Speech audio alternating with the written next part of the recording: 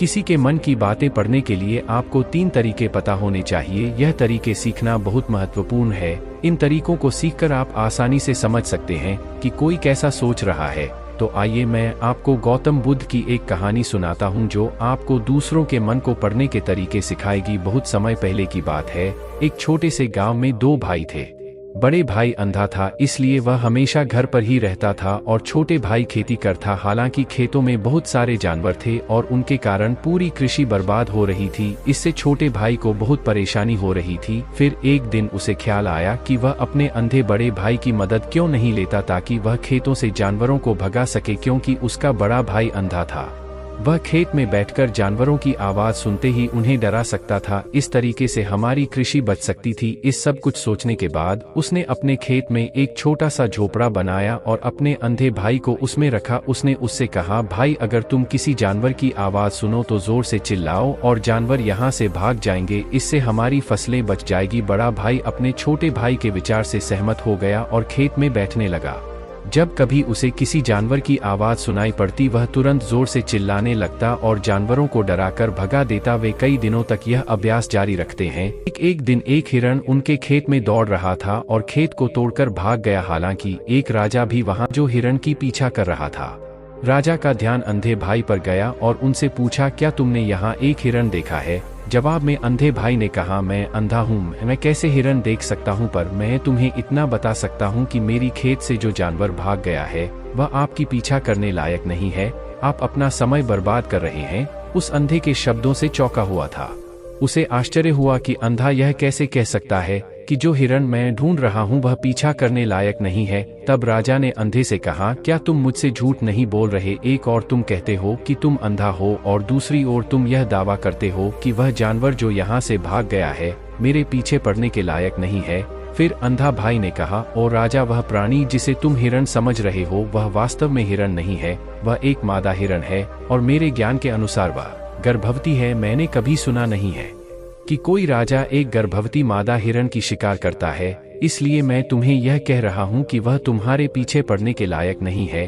तुम्हें उसकी पीछा करने में अपना समय बर्बाद नहीं करना चाहिए। यह सुनकर राजा और भी हैरान हुआ। उसे समझ में नहीं आया कि अंधा यह कैसे जान सकता है कि वह गर्भवती मादा हिरण है। उसने सोचा कि कैसे एक अंधा यह जान सकता है मैं जिस हिरण की शिकार कर रहा हूँ वह क्या गर्भवती है या नहीं। इस अद्भुत अंधे का इतना आत्मविश्वास के साथ कैसे कह सकता है? इसलिए मुझे इसे जांच करना होगा। इसलिए राजा ने सत्यता जानने का निश्चय किया और अपने कमांडर से कहा, कमांडर, मुझे चाहिए कि वह प्राणी जिंदा रहे, क्योंकि मुझे जांच करना है कि यह वाकई एक गर्भवती मादा हिरण है। यह अंधा आदमी इतनी आत्मविश्वास के साथ कह रहा है और मुझे यह सुनिश्चित करना है। जाओ और जांच की क्या वह एक गर्भवती मादा हिरण है। राजा के आदेश पर कमांडरों ने हिरण को पकड़ने के लिए चला गया। कुछ समय बाद जब वह लौटे तो राजा से कहा, राजा, यह अंधा आदमी पूरी तरह से सही कह रहा है। वह वाकई एक गर्भवती मादा हिरण है। इस सुनकर राजा हैरान हो गया। उसे समझ में नहीं आया कि यह अंधा आदमी कैसे जान सकता है कि वह गर्भवती मादा हिरण है। राजा के मन में कई सवाल उठे। आखिरकार राजा ने इस पर पूरी तरह से समझौता करने का निश्चय किया और अंधे से कहा, सुनो, मुझे यह नहीं पता कि तुम सचमुच अंधे हो या नहीं, लेकिन मैं तुमसे एक सवाल पूछने आया हूँ।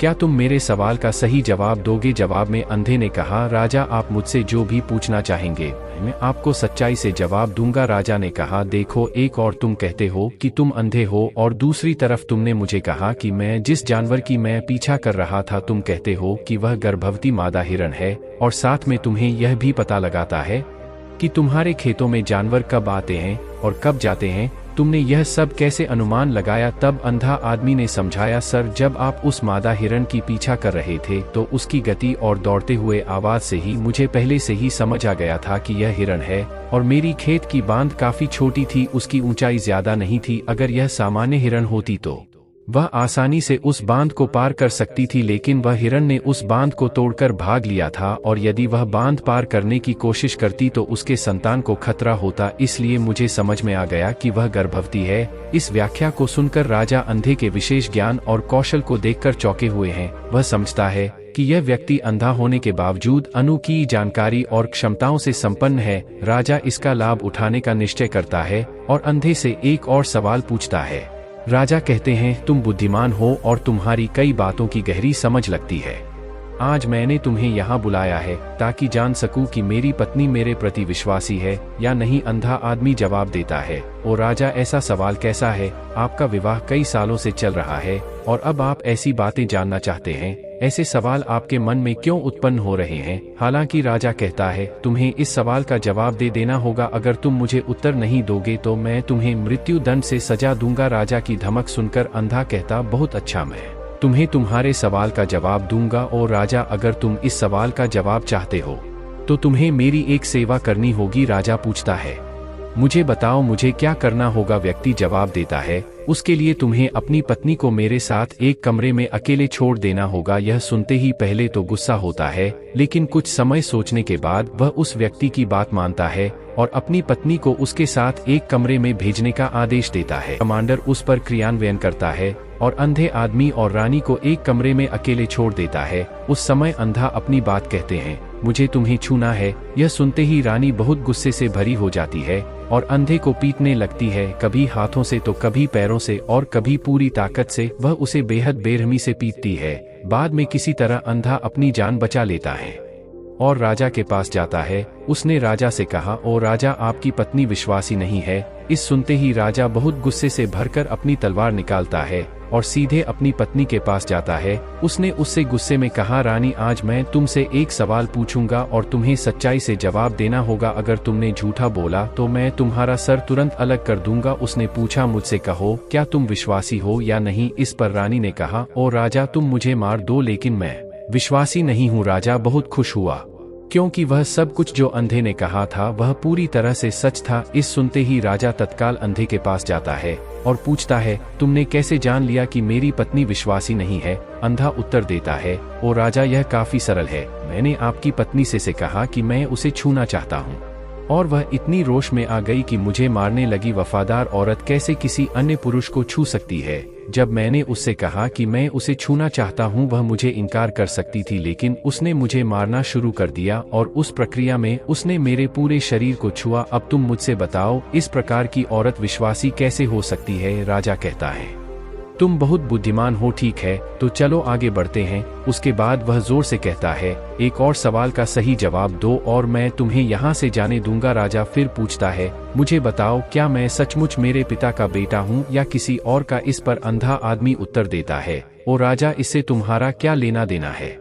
चाहे आपके माता पिता कौन हो, आप इस राज्य के राजा हो, तो इस सवाल को छोड़ दो। लेकिन राजा जिद करता है, नहीं नहीं, मुझे इस सवाल का सटीक जवाब चाहिए, वरना यह सवाल मुझे हमेशा परेशान करेगा। इसलिए मैं सच्चाई जानना चाहता हूँ। अगर तुम सही जवाब दोगे तो मैं तुम्हें यहाँ से जाने दूंगा। अंधा आदमी उत्तर देते हैं, ओ राजा, मेरे लिए इस सवाल का उत्तर देने के लिए तुम्हें अपनी माँ के पास जाने की कोई आवश्यकता नहीं है। मैं अभी बता सकता हूँ कि तुम किसके बच्चे हो, लेकिन उससे पहले मैं चाहता हूँ कि तुम मुझसे वादा करो कि तुम मुझसे गुस्सा नहीं करोगे। राजा कहता है, हाँ, मैं वादा करता हूँ कि मैं गुस्सा नहीं करूँगा। फिर आदमी जवाब देता है, ओ राजा, मैं तुम्हें बताने की आवश्यकता नहीं है कि तुम सचमुच अपने पिता के बच्चे हो। मैं तुम्हें अब बता दूं कि तुम मेरे स्वामी राजा और परमेश्वर के पुत्र हो। मैं वादा करता हूं कि मैं आपसे गुस्सा नहीं होऊंगा। फिर अंधा राजा से कहता है, तुम सचमुच अपने पिता के बच्चे हो, लेकिन तुम एक कंजूस व्यापारी की छाया में भी हो। यह सुनते ही राजा बहुत खुश हो जाता है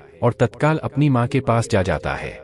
उससे कहता है, माँ, कृपया मुझे सच बताओ, क्या मैं सचमुच अपने पिता का बच्चा हूँ या किसी अन्य का? अगर तुम मुझे सच नहीं बताओगी तो मैं यहाँ ही अपनी जान दे दूंगा। मुझे सच बताओ, क्या है? राजा की माँ कहती है, पुत्र, तुम सचमुच अपने पिता का बच्चा है, लेकिन तुम एक कंजूस व्यापारी की छाया में भी हो। जब मैं नहाकर अपनी आवश्यकता अनुसार देख रही थी तो मैंने तुम्हारी ऊपर कंजूस व्यापारी की छाया देखी। यह सुनते ही राजा बहुत खुश हो जाता है और तत्काल ही अंधे के पास लौटता उससे पूछता है, तुमने कैसे जान लिया कि मेरी ऊपर कंजूस व्यापारी की छाया थी? अंधा जवाब देता है, ओ राजा, आप मुझसे कई सवाल पूछते हैं और मैंने सभी के सही उत्तर दिए हैं। अगर आप कोई अन्य राजा होते तो मैंने अब तक कई पुरस्कार प्राप्त कर लिए होते, लेकिन आपने मुझे कुछ नहीं दिया। मैंने अब तक एक भी पैसा नहीं लिया है। इसी से मैंने अनुमान लगाया कि आप बहुत कंजूस है। यह सुनकर राजा हंसते हुए कहता है, जो भी तुम मांगो मैं जरूर दूंगा, लेकिन मुझे बताओ तुम कैसे जान लेते हो क्या सही है और क्या गलत, और तुम इतने सटीक और निष्कलंक उत्तर कैसे दे सकते हो? अंधा आदमी कहता है, ओ राजा, मैं प्राकृतिक रूप से अंधा हूँ। अगर मेरी आंखें होती तो मैं किसी के विचारों को आसानी से समझ सकता। मन का अपनी भाषा होती है और इस भाषा को किसी के शरीर की क्रियाओं में देखकर समझा जा सकता है। व्यक्ति की आंखों, होठों, काम करने के तरीके और उनकी गतिविधियों को देखकर हम समझ सकते हैं कि उसके मन में क्या चल रहा है। इस पर आधारित हम किसी की विचारों को जान सकते हैं, लेकिन मैं अंधा हूं, इसलिए मुझे क्रियाओं के माध्यम से जानना पड़ता है। अगर मुझे कुछ जानना होता है तो मैं अगले व्यक्ति को कार्य सौंपना पड़ता है, देखना होगा कि वह कैसे काम करता है और उसके आधार पर मैं समझ सकता हूं कि उसके मन में क्या चल रहा है। इस सुनते हुए राजा पूछता है, क्या इसका मतलब है कि मैं भी किसी के विचारों को जान सकता हूं? इस पर अंधा आदमी कहता है, बिल्कुल, आप भी किसी के विचारों को समझ सकते हैं, लेकिन उसके लिए आपको पहले अपनी आत्मा पर काम करना पड़ेगा, और वह काम है अपनी मानसिकता को शांत करना, अपनी मानसिकता को वर्तमान में लाना। इसके लिए आज मैं आपको 3 तरीके बताऊंगा, और यह 3 तरीके बहुत ही सरल और आसान है। लेकिन राजा, इससे पहले आपको एक चीज करनी होगी, अपनी मानसिकता को संकेंद्रण, दूसरों के विचारों को समझ सकते हैं।